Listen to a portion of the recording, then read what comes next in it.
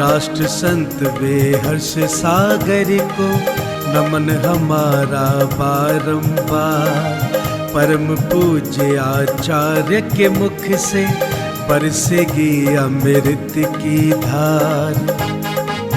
दीप चंद्र आशा देवी के प्रिय हुए तुम कुलभूषण।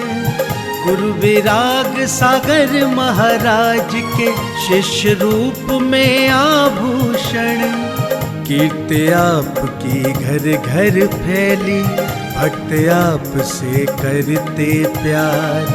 परम पूज्य आचार्य के मुख से बरसेगी अमृत की धार। जो भी सुने आपकी वाणी आपका ही वो हो जाए। प्रभु के जैसा तेज है मुख पे, जो देखे वो खो जाए। धर्म विमुख भी लौटाते हैं, जो सुन ले तुमको एक बार। परम पूज्य आचार्य के मुख से बरसेगी अमृत की धार। शाकाहार की सीख फैलाओ, धर्म का मार्ग दिखाते हो। जीवन की क्या सच्चाई है, सब विस्तार बताते हो। सुने आपकी जो भी वाणी, हो जाए वो भव से पार। परम पूज्य आचार्य के मुख से बरसेगी अमृत की धार। आओ गुरुवर की वाणी को आत्मसात हम करते हैं। सुनकर इनके प्रवचनों को धर्म से झोली भरते हैं। जिन वाणी चैनल करता है, प्रेषित चरणों में आभार। परम पूज्य आचार्य के मुख से बरसेगी अमृत की धार। इस कार्यक्रम के पुण्यार्चक हैं श्री पंकज जैन, श्रीमती अनामिका जैन, श्री राजू जैन, श्रीमती राखी जैन, विहर्ष कलेक्शन, ग्वालियर, मध्य प्रदेश।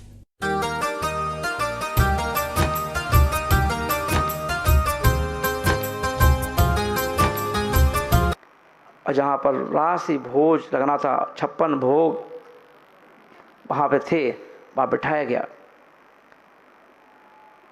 और सम्राट बोला कि देखो मिर्जा जी, आपके कविता पाठ को सुनेंगे बाद में, पहले भोजन कर लो। पहले क्या कर लो? भोजन कर लो, है ना। तो उन्होंने क्या किया, भोजन करने के लिए पहले तो खाया ही नहीं, देखते रहे। फिर कहा अरे भैया भोजन करो। तो मिर्जा गालिब ने क्या किया, उठाई बर्फ़ी का पीस और शेरवानी कुर्ते में डाल दी। ले कुर्ता तू बर्फ़ी खा। राजा देखा, राजा बोला पागल आदमी है क्या। फिर उठा रसगुल्ला, जूती पर दिया, ले जूती तू रसगुल्ला खा। अब वो सम्राट ने रहा नहीं गया। सम्राट बोला पागल हो गए तुम क्या यार, मैं तो समझता था तुम बहुत अच्छे विचारक हो हैं। तुम्हें इसलिए तो मैंने तुम्हें बुलाया था, तुम क्या कर रहे हो, राज की भोज का अपमान कर रहे हो। बोले महाराज क्षमा करना, जिनको आपने बुलाया था वो तो यहाँ आ ही नहीं पाया। जिसको आपने आमंत्रित किया था, जिस मिर्जा को, वो मिर्जा तो धक्के दे करके उसे फेंक दिया गया। और जो मिर्जा आपके सामने है वो मिर्जा नहीं है। इसके मिठाई खाने के हकदार, राजकीय भोजन को सेवन करने के अधिकारी यदि कोई हैं तो यही चीज़ें हैं। ये ना होती तो मैं तो आपसे मिल भी नहीं पाता। ये ना होती तो मिल ही नहीं पाता, क्योंकि मुझे तो वैसे ही फेंक दिया गया था बाहर से, है ना। इसलिए यदि आप तक आ पाया हूँ तो यही चीज़ तो मुझे लेके आई आप तक ना। तो बोले महाराज आज पता चला गुणों की कीमत नहीं है, गुणों की कीमत नहीं है ना। जो बच्चा ज़्यादा इज्जत करे, मम्मी पापा के सामने कम बोले, जवाब ना दे, तो मम्मी पापा भी कहते हैं लल्लू है हमारा बेटा। क्या कहेंगे? लल्लू है। कमानो कौन से कर्म करे थे हमने ऐसा मोड़ा पैदा हुआ। अच्छे के लिए ऐसा बोलेंगे। और एक तू तनक करके बात करे, जब चाहे खड़ा हो जाए सामने बेइज्जती कर दे, तो कहते हैं लड़का शेर पुत्र पैदा हुआ है हमारे घर में।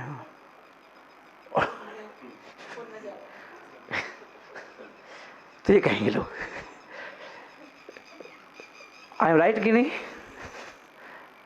क्यों? क्योंकि अपन देखें, क्योंकि आजकल समय में सबसे मीठी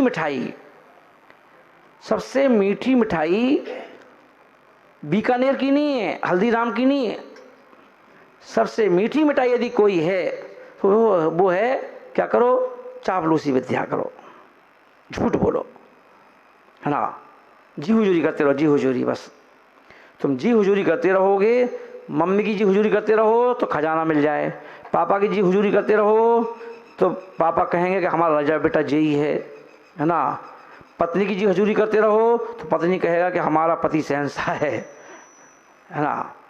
और अगर तुमने ये काम नहीं किए तो कहेंगे बताओ भगवान हमारी किस्मत फूट गई है। तो ये समय है, इसलिए आचार्य महाराज बोल रहे हैं कि क्या करो भैया, धर्म जो है उस धर्म को सर्वश्रेष्ठ संपत्ति कौन सी है? थोड़े धर्म। सर्वश्रेष्ठ संपत्ति कौन सी है? धर्म है। थोड़ी जो नित्य प्रति धर्म को धारण करता हुआ 13 प्रकार से ईश्वर की आराधना करता है, उसे 3 लोकों में स्थित लक्ष्मी स्वयं प्राप्त हो जाती है। उसे मेहनत नहीं करना पड़ती, उसे उसके पीछे नहीं भागना पड़ता। लक्ष्मी अपने आप आके बरमाला लाती है और बर लेती है। चलो भैया हमारे साथ। 13 प्रकार चारित्र ना। तो 13 प्रकार का जो चारित्र है, और 13 प्रकार का चारित्र में भी अपन देखेंगे वर्धमान चारित्र होना चाहिए। हाँ, कौन सा चारित्र होना चाहिए? वर्धमान चारित्र होना चाहिए, दिन प्रतिदिन बढ़ता हुआ, दिन प्रतिदिन बढ़ता हुआ।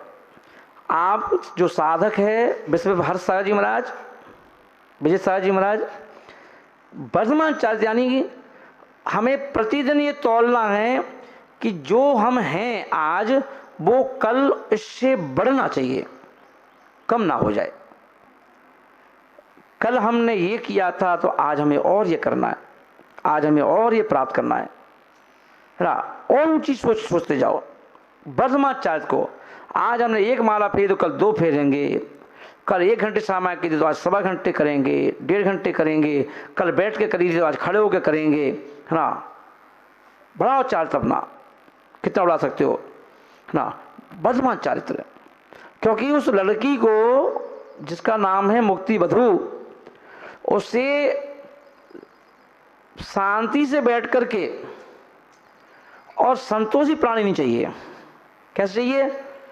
जो चारित्र को प्राप्त करने में नित्य प्रति क्या है, उसमें संलग्न है वर्धमान चारित्र की तरफ, उसको पसंद करती है। हाँ, मुक्ति लक्ष्मी किसको पसंद करती है? वर्धमान चारित्रधारी को। और साथ में रिद्धिधारी हो, एक आध रिद्धि की धारी भी होना चाहिए, ये भी शर्त है। जब अपन अध्यात्म की बात करेंगे तो बहुत सुंदर बात कही कि मुक्ति लक्ष्मी को वर्धमान चारित्रधारी पसंद आता है, मुनि महाराज पसंद आते हैं, और साथ में ना रिद्धिधारी, रिद्धि जरूर होना चाहिए। और रिद्धि भी हो, वर्धमान चारित्र भी हो, तब भी मुक्ति वधू वर ले, ये जरूरी नहीं है। ये भी कह दिया। बहुत सारे मुनिराज हैं वर्धमान चारित्र के धारी हैं, वर्धमान चारित्र के, और साथ में रिद्धिधारी भी हैं, पर जरूरी नहीं है कि मुक्ति वधू उनको बदले, पुण्य भी चाहिए, उसके लिए पुण्य चाहिए। तो इसलिए आचार्य महाराज बोल रहे हैं मौके मौके पर एट ए टाइम कितने प्रत्याशियों के टिकट कट जाते हैं। कल तक घोषणा थी कि रात तक के उनको मिलने वाला है, टिकट पक्का है, फाइनल हो गया है, और रात ही रात में प्रत्याशी चेंज हो जाता है। बोले कि क्यों भैया, क्या हुआ? अरे भाई वो अचानक हाई कमान से खबर आई कि प्रत्याशी भैया उनको हटाओ और इनको लगाओ, इनका नाम लगा दो। सुबह चेंज हो गया, फोटो चेंज हो गई। कल तक उनकी फोटो लगी थी, आज इनकी फोटो चेंज हो गई। पुण्य है, पुण्य बोलता है, व्यक्ति नहीं बोलता है। इसलिए उस पुण्य को इतना अंगीकार करो, पुण्य के पीछे भागते रहो, भागते रहो पुण्य के पीछे, और वही पुण्य एक दिन तुम्हें धनवान, बोलो धनवान और भगवान, धनवान और भगवान दोनों बना देगा। कि जो भगवान बनने वाला होता है पहले उसको धनवान बनाया जाता है। इसलिए भगवान बनने के पहले जब तीर्थंकर भगवान का जन्म होना था तो पहले धनवान की तरह उनका स्वागत किया गया कि एक दिन में 10.5 करोड़ रत्नों की वर्षा। कितने? 10.5 करोड़ रत्न। 10.5, 3.5, 3.5, 3.5, 10.5 हो गए।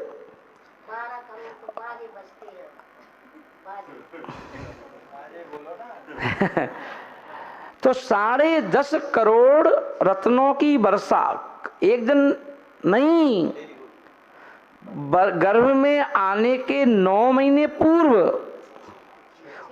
सॉरी 6 महीने पूर्व और 9 महीने गर्भ के, 15 महीने तक लगातार धनवान। अब कौन बताओ इससे ज्यादा धनवान कौन हो सकता है? हम एक हीरे की अंगूठी खरीद लाते हैं तो अपने आप को धनवान समझते हैं, और वहां रोज हीरे बरस रहे हैं। 10.5 करोड़ एक दिन में बरस रहे और 15 महीने बरस रहे हैं और पूरे उन्हीं घर में बरस रहे हैं, तो उनसे बड़ा धनवान कोई हो सकता है क्या? है उनसे बड़ा धनवान कोई हो सकता है क्या? जिनके रोज के कपड़े स्वर्ग से आ रहे हों। तो हम कहते हैं हम कपड़े लेके आते हैं दिल्ली से, हम अपने कपड़े लेके आते हैं बम्बई से। अरे ये इसलिए पूछते हैं कि इनके कपड़े कहाँ से आते हैं? स्वधर्म इंद्र लेके आता है रोज, है ना। आभूषण कौन लेके आता है? स्वर्ग से। बोले हे महावीर, सिद्धार्थ ने और तुम्हारी माँ त्रिशला ने तुम्हें कुछ नहीं किया, जो कुछ किया वो सब देवों ने किया। तुम्हारे रोज खाने की व्यवस्था, तुम्हारे नाश्ते की व्यवस्था, तुम्हारे आभूषण की व्यवस्था, तुम्हारे कपड़े की व्यवस्था कौन ने की? इंद्र ने। बताओ, तो तुमसे बड़ा धनवान कोई हो सकता है क्या? पर उन्होंने कहा कि मैं धनवान होकर के खुश नहीं हूँ, क्योंकि मुझे तो भगवान बनना है। तो वही धनवान जाके सब त्याग करके भगवान बन गए, और इसीलिए हम लोगों ने उनको अपना आदर्श मान लिया और उनकी मूर्ति बना करके क्या कर लिया?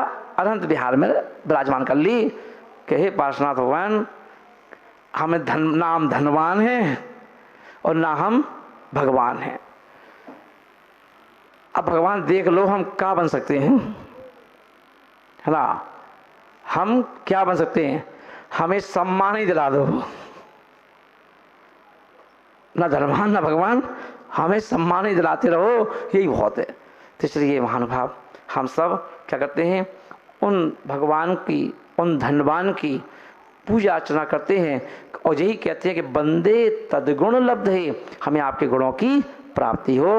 ये भाव रख करके हम पूजा अर्चना करते हैं कि पूजा करेंगे तो पूज बन जाएंगे, पूजा करेंगे तो पूज बन जाएंगे, ये भाव रखते हैं। और महावीर भगवान की ये कहा कि देखो, अगर संसार से तरना है, इस संसार से तरने के उपाय में पहला उपाय यही है कि उत्तम पात्र के लिए दान दो। क्या कहा? मनुष्य पर्याय से तरने का एक अमोघ शस्त्र क्या है? आहार दान। सब दानों में सबसे श्रेष्ठ दान यदि कोई है तो वो आहार दान है। यदि व्यक्ति जीवन भर सिर्फ एक रूल्स बना ले अपने जीवन का कि हमें जब भी मौका मिलेगा हम आहार दान देंगे, और यदि आप आहार दान की ओर अपने कदम बढ़ा देते हैं तो ये सभी तीर्थ यात्राओं से भी बड़ा दान है। मंदिर बनाना, मूर्ति स्थापित करना, इन सबसे भी बड़ा कोई दान है तो आहार दान है। तो आहार दान की इतनी महत्वता है, इसीलिए भरत चक्रवर्ती जो ऋषभ देव के श्रेष्ठ पुत्र थे, ज्येष्ठ पुत्र थे और श्रेष्ठ पुत्र थे, उन्होंने सारी जिंदगी सिर्फ एक काम किया, आहार दिया। जब कभी अपन भरतेश वैभव पढ़ेंगे तो भरतेश वैभव में उन्होंने एक बात खुलकर कही कि उनकी कितनी ही बड़ी सभा चल रही हो, राजा थे, विजयी थे, हाँ, 9:30 बजते ही वो अपनी सभा को छोड़ देते थे, 9:30 बजे। और 9:30 बजे को सभा को छोड़ने के बाद वह अपने महल के बाहर जो मेन गेट था, उस मेन गेट पर अपना जो भी मांगलिक द्रव्य हैं उन्हें लेकर के खड़े हो जाते थे कि कोई मुनिराज आ रहे हों तो उनको हम प्रगान करें, और प्रगान करते थे। एक व्रत की बात कही गई, वो व्रत कौन सा है? अतिथि संविभाग। कौन सा व्रत है वो? अतिथि संविभाग। तो अतिथि संविभाग नाम का जो व्रत है, उस व्रत में कहा गया कि आपको क्या करना है, अतिथि संविभाग जो व्रत है, उस व्रत के अंतर्गत महाराज जी हों या ना हो नगर में, आपको अपने भोजन के पहले एक बार घर के बाहर एक कलश ले खड़े हो जाओ। क्या खड़े जाओ? कलश से खड़े हो जाओ प्रगान करने के लिए, और फिर चाहे आप जाके खाना खा लो। तो आपको 3 कम 9 करोड़ मुनिराजों को आहार कराने का फल मिल जाता है। इतना फल मिल जाता है ना। और अपन देखें तो भरत चक्रवर्ती जो हैं वो अतिथि संविभाग व्रत का पालन करते थे। उन्हें मतलब नहीं है कि राजा हैं तो लेट हो जाएं, है ना, पर नहीं, 9:30 बजे खड़े हो जाते थे, और जो भी साधु जैसे आते थे प्रगान किया और उनको ले जा कर के आहार कराते थे। और उनकी रोज की नियति थी कि पहले आहार दान, बाद में भोजन करना। और जिस दिन मान लो किसी साधु के आहार नहीं हुए या आए नहीं या है ही नहीं साधु, तो उस दिन जब भोजन करते थे तो अनमने मन से भोजन करते थे। तो रानी आप पूछती थी कि भाई क्या हो गया, भोजन में टेस्ट नहीं है या स्वास्थ्य ठीक नहीं है? तो बोलते थे भोजन भी टेस्टी है और स्वास्थ्य भी ठीक है, पर आज इन हाथों ने किसी साधुओं की अंजलि में क्या आहार दान नहीं दिया, तो इसलिए आज मेरा मन नहीं लग रहा है। और आज की डेट में यदि अपन देखेंगे तो कई परिवार ऐसे हैं जो बेचारे सालों से आहार नहीं दिए होंगे, ऐसे परिवार भी होंगे, है ना, उन्हें आहार नहीं दिए। मान लो कोई महाराज जी यहाँ आ जाएं तो ऐसा थोड़ी ना है कि अरहंत बिहार के सभी लोग रोज आहार देते हों, है ना।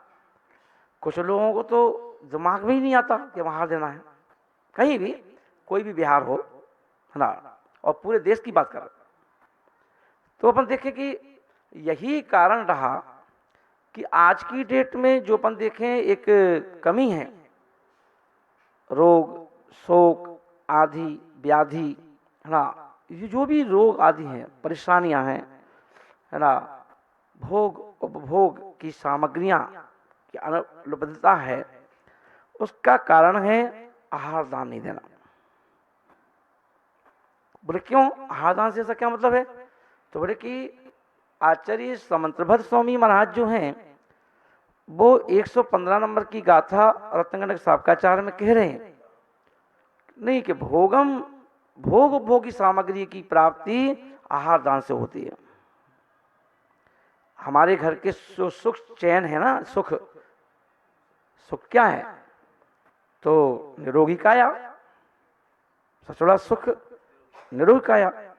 भाई हम निरोगी हैं तो बस तभी तो हम पैसे का भोग पाएंगे, खाना खाने का टेस्ट कर पाएंगे। तो बोले कि ये सब चीजें किससे मिलेगी? बोले कि आहार दान से। क्या करो? आहार दान दो।